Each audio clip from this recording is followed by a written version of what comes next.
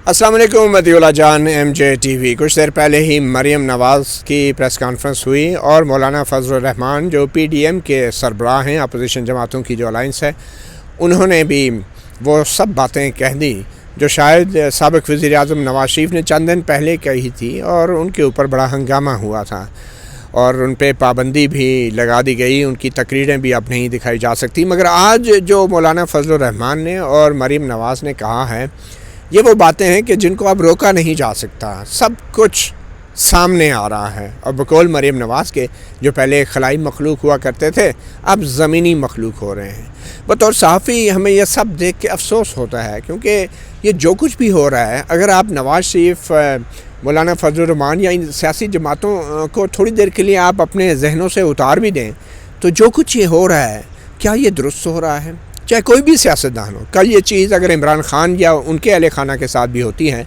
और वो किसी होटल के कमरे में मौजूद हों और पुलिस दरवाज़े तोड़ के इमरान खान के होटल के कमरे में घुस जाए और खातून अव्वल जो है उस कमरे में मौजूद हों, तो क्या ये दुरुस्त होगा? बिल्कुल नहीं दुरुस्त होगा। और कराची में जो वाक़या हुआ उसमें तो बहुत चीज़ें अब सामने आ रही हैं। ये बात जो है सिर्फ किसी सहाफ़ी के अगवा या तशद्दुद की नहीं है। यहाँ पे तो अब ये इल्ज़ाम भी लग रहा है कि सिंध पुलिस के सरबरा को अगवा करके ले जाया गया। उसी के हवाले से हम बात करेंगे। हमारे साथ मौजूद हैं अब्दुल कयूम सदीकी, सीनियर सहाफ़ी, और हसनात मलिक, सीनियर जर्नलिस्ट। दोनों बहुत सीनियर कोर्ट रिपोर्टर्स हैं। मगर गुफ्तगू का आगाज़ करने से पहले थोड़ा सा मैं मज़ीद अगर पस मंज़र आप दोनों की इजाज़त से बता दूँ कि आज मरीम नवाज़ ने और मौलाना फजलुर रहमान ने अपनी प्रेस कॉन्फ्रेंस में ये इंकशाफ किया कि उनको सिंध हुकूमत के ज़राए ने यह बताया है, और मरीम नवाज़ ने भी इस बात की तस्दीक की कि IG पुलिस सिंध को सुबह तकरीबन 4-5 बजे उनके घर से जगाया गया और उनको कहा गया कि फ़ौरी तौर पे FIR काटी जाए।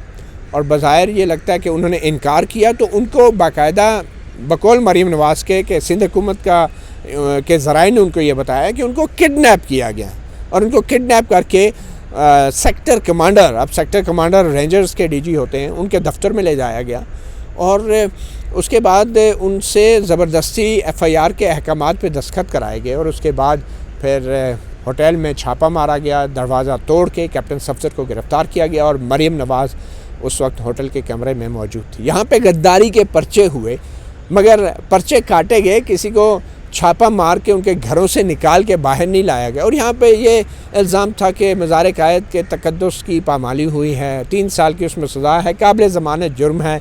और ये कमरा दरवाज़े तोड़ के मरीम नवाज़ की मौजूदगी में, जैसे पहले साबिक़ वज़ीर आज़म की मौजूदगी में मरीम नवाज़ को डियाला जेल से गिरफ़्तार किया गया। ये हथकंडे अब बहुत तेज़ी से सामने आते जा रहे हैं।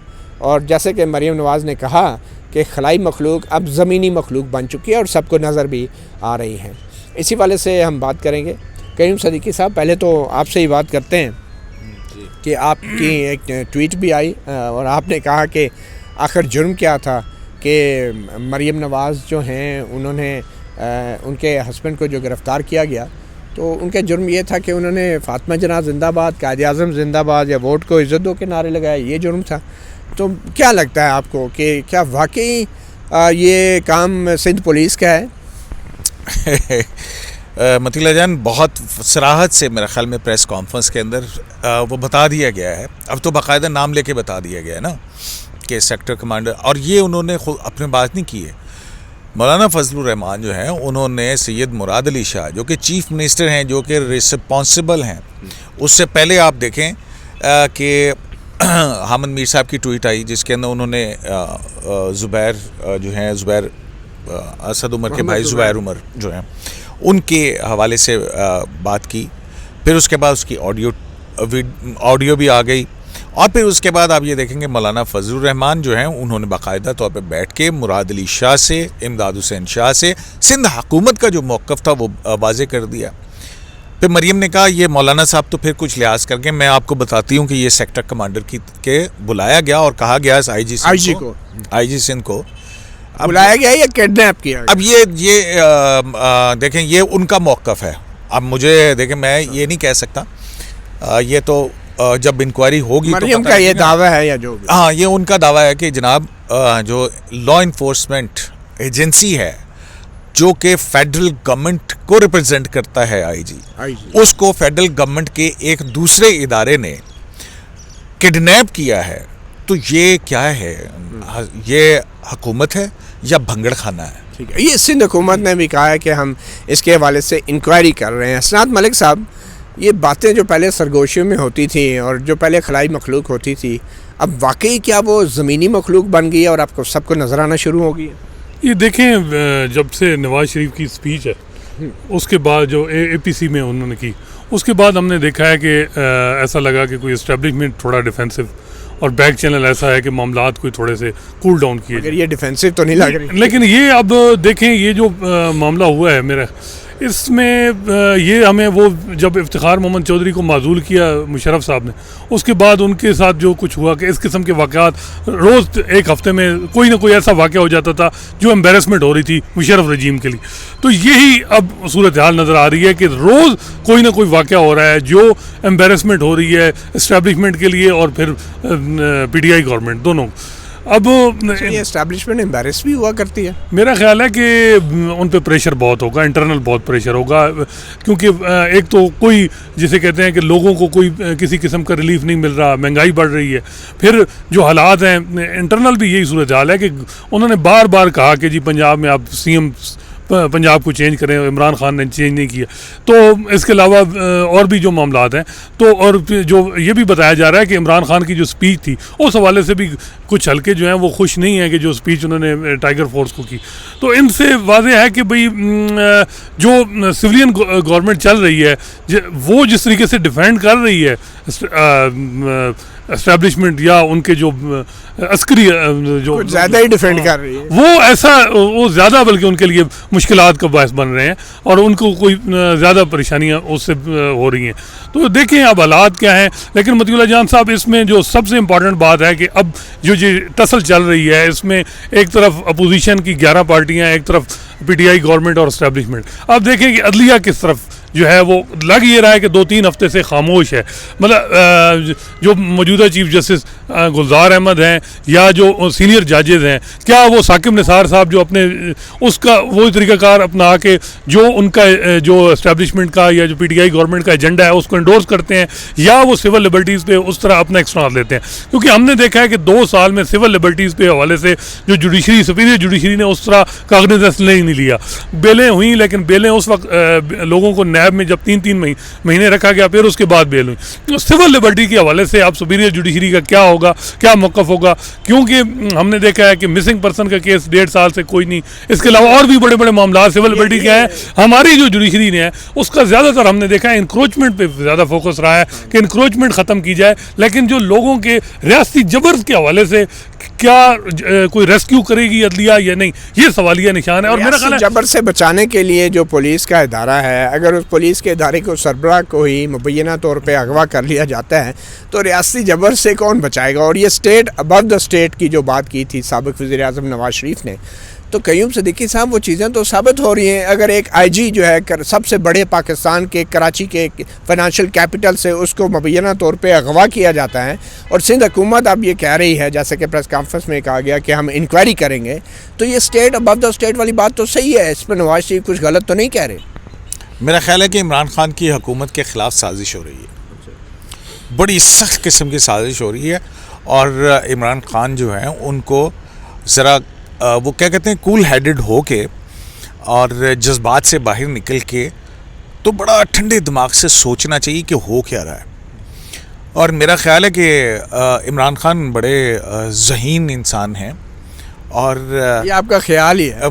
नहीं, मैं समझता हूँ कि अगर प्राइम मिनिस्टर की तकरीर टाइगर फोर्स के सामने की है मतीउल्लाह जान, ये आपका ऐसे करके सीने चढ़ा के ना, देखें बड़े ज़हीन इंसान। अब ये देखें ना, अब बात ये है कि वो उन्होंने जो भी है वो उनका आज से नहीं है, ये उनका पहले भी है। महमूद खान अचकज़ई का चादर ओढ़ के उन्होंने वो किया था, मुख्तलिफ किस्म की नकल बाजी जो है शादी की जो बातें तकरीरों में की थी उन्होंने, मतलब है कि वो चाइल्डिश कोई पहलू है उनका। लेकिन मैं पॉलिटिशियन है, वो शायद उनकी एक कॉन्स्टिट्यूएंसी है जो इन बातों को पसंद करती है, तो वो उसको अट्रैक्ट करते हैं, तो मैं उनको उनका लीवरेज देता हूँ। लेकिन बीइंग ए प्राइम मिनिस्टर उनकी जिम्मेदारी बहुत ज़्यादा बढ़ जाती है। उनको खुद को प्राइम मिनिस्टर के तौर पर जाहिर करना है, क्योंकि वो प्राइम मिनिस्टर किसी एक पार्टी के नहीं है। अब ये जो इतना संगीन इल्ज़ाम लगा है, एक वज़ीर आज़म को क्या करना चाहिए? देखिए, एक वज़ीर आज़म को अब ये बहुत बड़ा वाक़या है कि अगर आईजी जो है वो भी फेडरल गवर्नमेंट का मुलाजिम है और डीजी रेंजर्स या जो भी सेक्टर कमांडर है वो भी फेडरल गवर्नमेंट के ही अंडर कमांड है, तो ये फेडरल गवर्नमेंट के दो ऑफिसर्स एक दूसरे को क्या कैसे अगवा कर सकते हैं? तो ये मामला तो फेडरल गवर्नमेंट का आ गया ना, direct prime minister of Pakistan का इसके अंदर वो आ जाता है। अब होता क्या है कि क्या ब्रिगेडियर एजाज शाह जो हैं, जिन्होंने कमांड के अंदर वजारत दाखिला की कमांड के नीचे जो है रेंजर्स है। अब ये बताइए आप मुझे कि आपका भी एक फेडरल गवर्नमेंट की एक एजेंसी के जो साबिक डीजी हैं, उन्होंने आपको एक इंटरव्यू दिया था और उसके अंदर उन्होंने क्या कहा था?